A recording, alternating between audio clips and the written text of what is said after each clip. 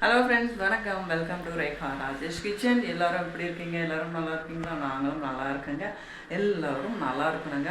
நம்ம திருத்தணி முருகன் கிட்ட வந்து கேட்டுப்போம். அவர் நல்லபடியாக பார்த்துப்பார் எல்லாரையும்.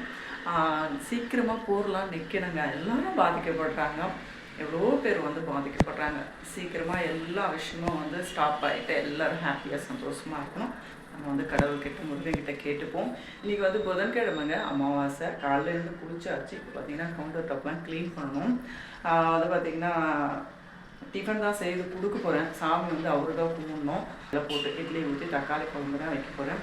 கவுண்டர் டாப்லாம் க்ளீன் பண்ணணும். அதெல்லாம் அப்படியே உங்களுக்கு வந்து வீடியோ கண்டினியூ ஆகும் பாருங்கள். நம்ம சேனல் கொஞ்சம் சப்போர்ட் பண்ணுங்கள், சப்ஸ்கிரைப் பண்ணிக்கோங்க, லைக் பண்ணுங்கள், ஷேர் பண்ணுங்கள். நம்மளுடைய அன்றாட வாழ்க்கை முறை எப்படியோ அப்படி வந்து வீடியோ போடணுன்னு எனக்கு ஆசை. அதை தான் நான் வந்து இவ்வளோ நாளாக போட்டுங்கிறேன். இப்போ வந்து ரெகுலராக போடணும் அப்படின்ட்டு தான் கண்டினியூவாக போட்டுக்கிறேன். 14,000 பேர் சப்ஸ்கிரைபருங்க. ஆனால் பார்க்குறது வந்து ஒரு 100 பேர் அந்த மாதிரி பார்க்குறாங்க. ஏன்னா வந்து நோட்டிஃபிகேஷன் வந்து நான் நடுவில் போடாததுனால போகாதுன்னு. இன்னொன்று வந்து டிசபிலிட்டி அவங்க வந்து நிறைய சப்ஸ்கிரைப் பண்ணி வச்சுக்கிறாங்க.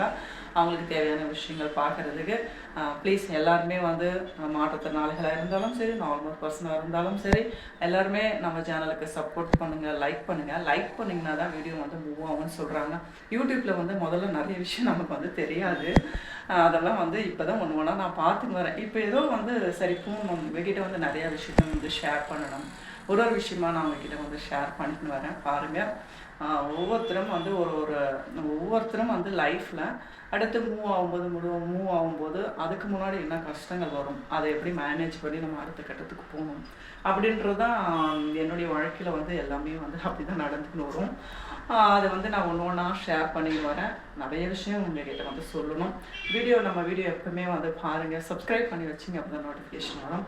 ஓகேங்களா? இப்போ வந்து கவுண்டர் டாப்லாம் க்ளீன் பண்ணிவிட்டு அப்படியே வந்து நம்ம வேலை ஸ்டார்ட் பண்ண போகிறோம். நீங்களும் பாருங்கள். ஓகே, பாய். வணக்கம். அப்படியே வீடியோ வந்து கண்டினியூ பண்ணிக்கலாம் பாருங்கள். இந்த வீடியோ வந்து பார்த்திங்கன்னா புதன்கிழமைங்க, மார்னிங் ரொட்டீன். நான் ரொட்டீன் போட்டிருக்கேன், ஆனால் வந்து இந்த மாதிரி போட்டதில்லை. வேலையெல்லாம் முடிச்சுட்டு இது பண்ணேன் அப்படின்ட்டு சில வேலைகள் மட்டும் காமிச்சிட்டு ரொட்டீன் போடுவேன். பட் இன்றைக்கி வந்து பார்த்திங்கன்னா ஃபுல்லாக என்னுடைய டே எப்படி இருக்கும், விசேஷமான நாட்கள், ஒரு வெள்ளிக்கிழமை நான் எப்படி ஃபாலோ பண்ணுவேன் அப்படின்றத என்னுடைய ரொட்டீன், என்னுடைய லைஃப் ஸ்டைலில் நான் உங்களுக்கு வந்து ஷேர் பண்ணியிருக்கிறேன் பாருங்கள். காலையில் வந்து காலேஜெலாம் இருந்ததுன்னா பசங்களை வந்து ஃபஸ்ட்டு வந்து அவங்களுக்கு ரெடி பண்ணி சட்னி சாப்பாடு கொடுக்குறது எல்லாமே பண்ணி கொடுத்துருவேன். ஒரு நாள் மட்டும் இந்த அமாவாசை வரும்போது நம்ம திரும்ப சாப்பாடு செய்யணுன்றதுனால காசு கொடுத்து அனுப்பிச்சிடுறது, நீ போய் சாப்பிட்டுக்கிடான்னு. சின்னவனை பெரியவன் வந்து லஞ்சுக்கு வந்துடுவான், அதனால் வந்து சின்னவனை மட்டும் காசு கொடுத்துட்றது. 2 பேரையும் அமுச்சிட்டு உடனே வந்து நம்ம வீடு துடைக்கிறதோ இல்லை ஒரு தலைக்கு குளிக்கிறதோ மாப்பு போடுறதோ வந்து எப்போவுமே பண்ணக்கூடாது. நம்ம வீட்டில் இருக்கிறவங்க வெளியே போனாலும் சரி, இல்லை வந்து ஊரில் நமக்கு வீட்டுக்கு வராங்க, கெஸ்ட்டு வராங்க, நம்ம அம்மாவோ அப்பாவோ இல்லை மாமியாரோ இல்லை சொந்தக்காரங்க யார் வந்தாலும் அவங்கள அமுச்சிட்டும் வந்து பார்த்திங்கன்னா நம்ம வந்து இந்த வீடு உடனே பெருக்கிறது, மாப் போடுறது, க்ளீனாக இல்லைன்னா அப்புறம் தலைக்கு குளிக்கிறது இது எல்லாம் பண்ணவே கூடாது. தலைக்கே அன்றைக்கி டேவே குளிக்கக்கூடாது. இந்த மாதிரிலாம் இருக்குது ஐதீகம் நம்மள. நான் அதை ஃபாலோ பண்ணுவேன். அதனால் பசங்களை அனுப்பிச்சிட்டு உடனே வந்து நான் வந்து கூட்டுறதோ மாப் போடுறதோ பண்ண மாட்டேன். அதனால் என்ன பண்ணுவேன், நான் வந்து அமுச்சிட்டு வந்து பாத்திரம் வந்து கழுவிடுவேன். பாத்திரம் ஃபுல்லாக கழுவிட்டு ஒரு 10 நிமிஷம் உட்காந்துட்டு அதுக்கப்புறம் பார்த்திங்கன்னா பசங்கள்லாம் போயிட்டு ஒரு 1/2 hour 3/4 hour ஆயிடுமா. அதுக்கப்புறமா வந்து பார்த்திங்கன்னா இந்த மாதிரி வந்து பெருக்கிறது இதெல்லாம் பண்ணுவேன். இன்றைக்கி வந்து அமாவாசைன்றதுனால ஃபஸ்ட்டு வந்து நம்ம கவுண்டர் டாப் க்ளீன் பண்ணிக்கலாம். நான் எப்போவுமே விசேஷமான நாளில் வெள்ளிக்கிழமை இந்த 2 நாள் மட்டும் வந்து பார்த்திங்கன்னா முதல்ல கவுண்டர் டாப்பை க்ளீன் பண்ணிடுவேன். க்ளீன் பண்ணிவிட்டு அப்புறமா தான் எனக்கு வந்து அடுத்த வேலை செய்கிறதுக்கே பிடிக்கும். அதனால் வந்து பார்த்திங்கன்னா எல்லா பாத்திரமும் வந்து கழுவி வச்சாச்சு. அந்த சைடு வந்து பார்த்திங்கன்னா கொஞ்சம் வெயில் வரும், பின்னாடி பால்கனி மாதிரி இருக்குது அந்த சைடு. அதனால் வந்து அங்கே வச்சுட்டோம்னா அது நல்லா ட்ரை ஆயிரும். அப்புறமா எடுத்து நான் வச்சுப்பேன். தெற்க வாசப்படி எங்களுது, அதனால் வந்து பேக் சைடும் வந்து வாசப்படி வைக்கணும் அப்படின்னு சொல்லுவாங்க. அது கம்பல்சரி இல்லை, ஜன்னல் வச்சுட்டா கூட ஓகே தான், இருந்தாலும் வச்சா நல்லதுன்னு சொல்லுவாங்க. அதனால் இந்த சைடும் வந்து கதவு வச்சுட்டு சின்னதாக பால்கனி மாதிரி வந்து விட்டுருப்பாங்க. அங்கே தான் பாத்திரம் கழுவுறது, கிரைண்டர் வைக்கிறது, சில இதெல்லாம் வச்சுப்பேன். நான் இந்த ஒற்றை கொம்பு இந்த மாதிரிலாம் வச்சுப்பேன். முறம், அதுக்கப்புறம் சாப்பிட்ற தட்டுக்கு வந்து இது எல்லாமே வந்து அந்த சைடு வந்து கொஞ்சம் வச்சுப்பேன். இப்போ வந்து பார்த்திங்கன்னா கவுண்டர் டாப் க்ளீன் பண்ணும்போது டைல்ஸ் எல்லாமும் வந்து கழுவிடுவேன். நம்ம டெய்லி வந்து என்ன பண்ணுவேன், ஈர துணி வச்சு தொடச்சிடுவேன். அப்போ தான் வந்து நமக்கு வந்து வாரத்தில் ஒரு நாள் கழுவும்போது கூட கொஞ்சம் ஈஸியாக இருக்கும். இன்னொன்று பார்க்க அப்போ தான் நீட்டாக இருக்கும். அதனால் வந்துட்டு சோப் போட்டு எல்லாத்தையும் வாஷ் பண்ணி அப்படியே வந்து அன்றைக்கி ஒரு நாள் மட்டும் வெள்ளிக்கிழமை இது மாதிரி விசேஷமான நாளில் வந்து நல்லா கழுவி விட்ருவேன். பளிச்சுன்னு இருக்கும் பார்க்குறதுக்கு. நமக்கு வந்து நின்று செய்யும்போது பார்த்திங்கன்னா நல்லாயிருக்கும். அதனால் வந்து இப்படி தான் பண்ணுவேன். ஆனால் கொஞ்சம் நேரம் ஆகுங்க. ஒரு பாத்திரம் கழுவிட்டு இதெல்லாம் கவுண்டர் டாப்பு க்ளீன் பண்ணுறதுக்கு 1 ஹவருக்கு மேலே ஆயிரும் எனக்கு. அதனால் நான் க்ளீன் பண்ணிடுவேன். நல்லாயிருக்கும். அந்த வாரம் ஃபுல்லாக நம்ம ஈர துணி வச்சு தொடச்சா கூட வந்து பார்த்திங்கன்னா அழுக்கு வந்து இருக்காது. அதனால் அப்படி எல்லாம் கழுவிட்டு அப்புறம் குழா இதெல்லாமும் கழுவும். ஏன்னா நிறைய பேர் என்ன பண்ணுவாங்கன்னா பாத்திரம்லாம் கழுவிட்டு குழாவை கழுவ மாட்டாங்க. அது வந்து சாக்கையாக புள்ளியாக இருக்கும். அப்படிலாம் இல்லாமல் டெய்லியே நம்ம பாத்திரம் கழுவிட்டோம்னா அந்த ஷிங்க்கும் நம்ம குழா இது எல்லாமே வந்து வாஷ் பண்ணிட்டோம்னா பார்க்க எப்போவுமே நீட்டாக இருக்கும். அந்த கரை உப்பு கரையோ இல்லை அந்த கரை இந்த கரைலாம் சொல்கிறாங்களே அது மாதிரிலாம் ஆகவே ஆகாது. எப்போவுமே ரொம்ப நீட்டாக இருக்கும். நானே ஃபாலோ பண்ணுறதுனால அதை நான் அப்படி வந்து மெயின்டைன் பண்ணிப்பேன். கிச்சன் வந்து ரொம்ப பெருசாக இருக்காது, ரொம்ப சின்னதாக இருக்காதுங்க. 5 பேர் 6 பேர் 7 பேர் கூட நின்று வந்து அங்கே வேலை செய்யலாம். அந்த அளவுக்கு தான் இருக்கும். ரொம்ப பெருசாக இருந்தாலும் இல்லைங்க, அப்படியும் இருக்கக்கூடாதுன்னு சொல்லுவாங்க அந்த காலத்தில். ஆனால் இப்போ வந்து எல்லோரும் வைக்கிறாங்க. எல்லாம் காலமாக இருந்தனால எல்லாம் வைக்கிறாங்க. அந்த மாதிரி இருந்தாலும் இல்லை, நம்ம பாத்திரம்லாம் வச்சுட்டு தூரமாக எடுத்துன்னு வந்து சமைக்க இதெல்லாம் கஷ்டமாக இருக்கும். இது வந்து எல் ஷேப் கிச்சன். ஒரு சைடு வந்து சாப்பாடு வச்சுப்பேங்க, காய் கட் பண்ணுறது, மிக்ஸி இருக்கும். ஷிங்க்குக்கு பக்கத்தில் கூட வச்சு பாத்திரம் கழுவிப்பேன். இந்த சைடு வந்து ஸ்டவ் இருக்கும். பக்கத்துலேயே ரைட் சைடில் வந்து எப்போவுமே உப்பு இருக்கணும்னுவாங்களே, அதனால் உப்பு எண்ணெய் வச்சுப்பேன். அதுவே மேலே அப்படியே கபோர்டுக்குள்ளே சர்க்கரை புளி எண்ணெய், சர்க்கரை புளி அதுக்கப்புறம் மிளகாத்தூள் காஞ்ச மிளகா வச்சுப்பேன். அப்படியே கீழே கபோர்டு இல்லாமல் அப்படியே இருக்குல்ல, அதில் வந்து மிளகு ஜீரகம் கடுகு சோம்பு ஏலக்காய் டீத்தூள் இந்த மாதிரி வச்சுப்பேன். ரைட் சைடு லெஃப்ட் சைடு சில மசாலா ஐட்டம். பேக் சைடு இருக்கிற கபோர்டில் 2 ரோ மட்டும் பார்த்திங்கன்னா மிளகாத்தூள் கோதுமை அந்த மாதிரி வச்சுப்பேன். ஒரு ரோலே பருப்பு வகையில் வச்சுப்பேன். இவ்வளோ தான். மீதி வந்து பாத்திரம் ரொம்ப வந்து கரெக்டாக தான் வச்சுப்பேன். நான் ரொம்ப லிமிட்டாக வேஸ்ட் பண்ணுறது அந்த மாதிரியெல்லாம் எனக்கு பிடிக்காது. அதனால் வந்து பார்த்திங்கன்னா அந்த மாதிரி தான் வந்து ஃபாலோ பண்ணுவேன்.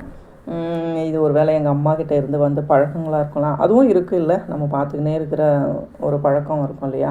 நீட்டாக எங்கள் அம்மா எவ்வளோ கஷ்டமாக இருந்தாலும் வேலைலாம் வந்து பார்த்திங்கன்னா அவ்வளோ செய்வாங்க. நீட்டாக வீட்டெல்லாம் வச்சுப்பாங்க. அவ்வளோ நல்லாயிருக்கும் பார்க்குறதுக்கு. அந்த மாதிரி வந்து நமக்கு இனிமேல் வரும் போல். ஃபஸ்ட்லேருந்தே நானும் அப்படி தான் ஃபாலோ பண்ணுவேன். இருந்தாலும் இன்னும் அதிகமாகுது. இப்போ வந்து பார்த்திங்கன்னா கவுண்டர் டாப்லாம் ஃபுல்லாக க்ளீன் பண்ணிவிட்டு அதுக்கப்புறமா வந்து பால் வச்சுருக்கேன். வேறு எதுவுமே வச்சுக்க மாட்டேங்க. எனக்கு இப்படி இருந்தால் தான் க்ளீன் பண்ணுறதுக்கு துடைக்கிறதுக்கோ அது வந்து ரொம்ப நல்லா கம்ஃபர்டபுளாக இருக்கும். கொச்சான அத்தை வச்சு இதெல்லாம் நான் வச்சுக்கிறது இல்லை. அதனால் இப்படி தான் மெயின்டைன் பண்ணுவேன். இப்போ வந்து காஃபி போடலாம் அப்படின்னு காஃபி தூள் வாங்கினா சொன்னேன். ரொம்ப நாள் ஆச்சு டீ குடிச்சினே இருக்குமே, அதனால் காஃபி தூள் போட்டு காஃபி குடிக்கலாம். கவுண்டர் டாப்லாம் க்ளீன் பண்ணிவிட்டு காஃபி போட்டு குடிச்சிட்டு ஒரு 10 நிமிஷம் ரெஸ்ட் எடுத்துகிட்டு அதுக்கப்புறம் வந்து பார்த்திங்கன்னா வீடெல்லாம் வந்து கூட்டுறதுக்கு கூட்டின்னு இருக்குங்க. ஒரு ரூமாக வந்து ரெடி பண்ணி கூட்டுவேன். இப்போ வந்து என்ன சொல்லியாச்சு, ஒரு பெட்ரூம் வந்து என்னுடைய கணவரை வந்து பெட்டெல்லாம் தட்டி போட்டு நீட்டாக வந்து ரெகுலராக வச்சுடணுங்க நீ அப்படின்ட்டு. இந்த பக்கம் என் பையனுக்கு சொல்லியாச்சு. அதனால் என்னென்னா இந்த சைடு என்னுடைய கணவர் வந்து பண்ணி முடிச்சிடுவார். பெட்டெல்லாம் தட்டி பெட்ஷீட்லாம் நீட்டாக அழகாக போட்டுருவார். அதே மாதிரி என் பையனும் வந்து பெட்டெல்லாம் தட்டி நீட்டாக அழகாக மடித்து வச்சுருவான். அதனால் எனக்கு அந்த வேலை கொஞ்சம் ஈஸியாக இருக்கும். ரெகுலராக ஃபாலோ பண்ண ஆரம்பிச்சிட்டாங்க. அது ஃபாலோ பண்ணுற வரைக்கும் நான் ஃபாலோ பண்ணி தான் ஆகணும்னு சொல்லியாச்சு. அதுக்கப்புறமா வந்து நான் டைனிங் டேபிள் டிவி ஸ்டாண்டு அந்த மாதிரி வந்து டேபிள் இதெல்லாம் வந்து கொஞ்சம் தொடச்சிட்டு பெருக்கிட்டு அதுக்கப்புறமா வந்து நம்ம மாப்பு போடும்போது பார்த்திங்கன்னா வீடு வந்து நீட்டாக இருக்கும். அதனால் வந்து சோப்பெல்லாம் தட்டிட்டு டேபிள் எல்லாமே தொடச்சிட்டு கூட்டுறேன். எப்போவுமே வந்து நம்ம கூட்டும்போது பார்த்திங்கன்னா நான் கிச்சன்லேருந்து வெளியே தள்ளிக்கின்னு வந்து வாருவேன். அது ஒரு பழக்கம். அதேமாதிரி ஈவினிங் நம்ம பெருக்கிறோம் பாருங்கள், அப்போ வந்து என்ன பண்ணணுன்னா ஹால்லேருந்து அப்படியே வந்து பெருக்கின்னு போயிட்டு கிச்சனுக்காக வாரிட்டு லைட்டெல்லாம் போடல ஒரு 5 மணிக்கு முன்னாடி ஒரு 5:15க்குள்ளே நீங்கள் பெருக்கிட்டிங்கன்னா வெளியே போய் போடலாம். அதுக்கப்புறம் ஆயிடுச்சுன்னா ஒரு கவரில் போட்டு நீங்கள் வந்து எங்கன்னா இடம் வச்சுட்டு கூட கூடையில் கூட போட்டு மறுநாள் கூட எடுத்துகிட்டு போய் போடலாம். இப்படி தான் வந்து பெருகிறத வந்து ஃபாலோ பண்ணுவேன் நான். சிலதெல்லாம் பார்ப்பேங்க நமக்கு வந்து இப்படி ஒரு நல்ல விஷயம் சொல்கிறாங்கன்னா அதை கேட்டு அதை நான் ஃபாலோ பண்ணிப்பேன். அப்படி தான் காலையில் பெருக்கும்போது இந்த சைடு கிச்சன்லேருந்து வெளியே தள்ளிக்கின்னு வர மாதிரி, ஈவினிங் பெருக்கும்போது உள்ளே தள்ளின்னு போகிற மாதிரி அப்படி வந்து இப்போ எல்லாம் முடிச்சிட்டேன். இப்போ வந்து பார்த்திங்கன்னா மாப்பு போடுறேன். இப்போ இது மாதிரி வந்து விசேஷ நாளில் வந்து பார்த்திங்கன்னா நான் இப்போ இன்றைக்கி லைசால் போட்டு தான் மாப்பு போடுறேன். இதே நாளைக்கு வந்து மறுநாள் யுகாதி வருது. யுகாதிக்கு வந்து நம்ம அமாவாசை கும்பிட்டு உடனே வந்து அப்படியே வந்து சாமி கும்பிடக்கூடாது, கண்டிப்பாக மாப்பு போடணும். அப்போ என்ன பண்ணுவேன்னா, அந்த மாதிரி 2 நாள் துடைக்கணும் வரும்போது ஒரு நாள் வந்து லைசால் போட்டு வீட்டெல்லாம் மாப் பண்ணிடுவேன். ஒரு நாள் இந்த மாதிரி வரும்போது கொஞ்சம் கல் உப்பு, மஞ்சள், அதுக்கப்புறமா வந்து பச்சை கற்பூரம் இதெல்லாம் கொஞ்சம் லைட்டாக போட்டு நல்லா வச்சுட்டு மறுநாள் வீடு துடைச்சிடுவேன். இப்படி தான் வந்து நான் ஃபாலோ பண்ணுவேன். இல்லை அந்த மாதிரி மறுநாள் துடைக்கிற வேலை இல்லைனாலும் லைசால் போட்டு துடைச்சிட்டு நான் விட்டுருவேன். இப்படி தான் வந்து நான் என்னுடைய வேலைகளை வந்து ரெகுலராக வந்து நான் ஃபாலோ பண்ணுறதுங்க. இப்படி தான் ஃபாலோ பண்ணுவேன். நீங்களும் எப்படி ஃபாலோ பண்ணுவீங்க? எப்படி வந்து வேலை செய்வீங்க? உட்காருவீங்களா? இல்லை வந்து கண்டினியூவாக வேலை செய்வீங்களா?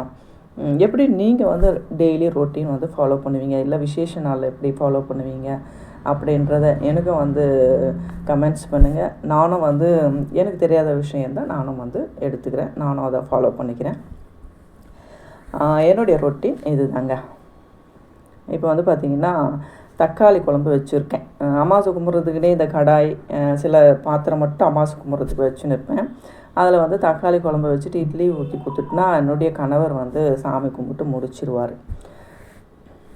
நான் தனியாக அதுக்கு அகல் விளக்கு வச்சுக்கிறேங்க. அகல் விளக்கு தனியாக வச்சுக்கிறேன். பூஜை சாமானில் இருக்கிற காமாட்சி அம்மா விளக்கு அந்த விளக்குலாம் நான் எடுக்கிறதில்ல. அதனால் வந்து அகல் விளக்கு தனியாக இருக்கிறதுனால அதுக்கு மஞ்சள் குங்குமம் வச்சுட்டு வெற்றிலை பாக்கு வாழைப்பழம் வச்சு வந்து சாமி கும்பிட்ருவார். நான் வந்து கும்பிடல, இன்றைக்கி கும்பிட முடியாது, அதனால் அவரே கும்பிட்டார். நான் எல்லாம் பண்ணி ரெடி பண்ணி கொடுத்துட்டேன். யுகாதியும் வந்து நல்லா அந்த அளவுக்கு செய்யவே இல்லைங்க. வருஷம் சூப்பராக செய்வேன் நான். இந்த வாட்டி ரொம்ப சிம்பிளாக மாங்காய் பச்சடி செய்துட்டு அப்படியே வந்து வெத்தலை பாக்கு வாழைப்பழம் வச்சு சாமி கும்பிட்ருங்கன்னு சொல்லியாச்சு. அதனால் வச்சு சாமி கும்பிட்டு அவர் முடிச்சிட்டாரு. ரொம்ப வருத்தமாக தான் இருந்தது. என்ன பண்ணுறது, நமக்குன்னு பெண்களுக்குன்னு சில நாட்கள்லாம் வரும்ல, அதை தவிர்க்க முடியாது அந்த சுச்சுவேஷன். இப்போ வந்து பார்த்திங்கன்னா 5 இலை போட்டு 2 இட்லி கரெக்டாக 10 இட்லி செய்தேன். தக்காளி குழம்பு ஊற்றி சாமி கும்பிட்டாச்சு. இப்படி தான் பூஜை ரூம்லாம் ஓப்பன் பண்ணுறதில்ல, பெல் அடிக்கூடாது நம்ம இது மாதிரி அமாவாசை கும்பிடும்போது. அதனால் வந்து சாமி கும்பிட்டு முடிச்சாச்சு. அமாவாசை மதியத்துக்கு வந்து லஞ்சு நான் அதுக்கப்புறம் பண்ணேன்.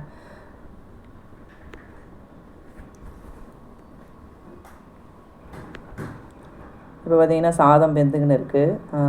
அப்படியே முருங்கைக்காய் கார குழம்பு வைக்கலாம் அப்படின்ட்டு தான், அது சாம்பார் வைக்கலான்ட்டு ஆக்சுவலாக வந்து அமாவாசைக்கு வச்சுது.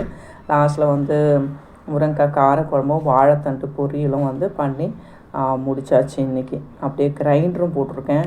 எல்லா வேலையும் அப்படியே ஒன்றா பார்த்துக்கின்னு ஒரு 1 ஹவர் ஆகும் எல்லாம் முடிச்சிட்டோம்னா அதுக்கப்புறம் ஃப்ரீ ஆயிரும். டே இப்படி தாங்க போச்சு. பாய்.